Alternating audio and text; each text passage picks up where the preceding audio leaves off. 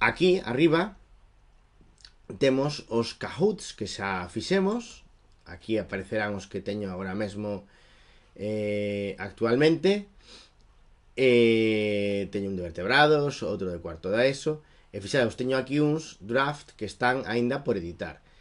É dicir, que eu, calquera destes, podo volver a editalo. Xa os fixen, pero podrían reeditalo, ou incluso o que podría facer é facer unha copia dun e modificalo. Ademais, podo compartilo.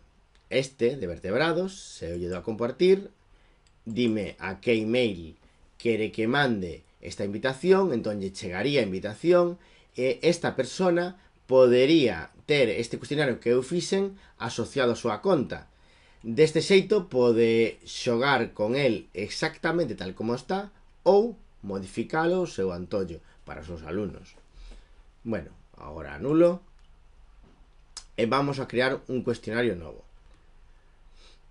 Por certo, que me esquecía. Vedes por aquí que hai outros que son públicos. Pon aquí Public Kahoots e poderíamos buscar a ver se hai un título que nos convenza. Por exemplo, eu que son de Biología e Xeoloxía, imaginade que busco un sobre rochas.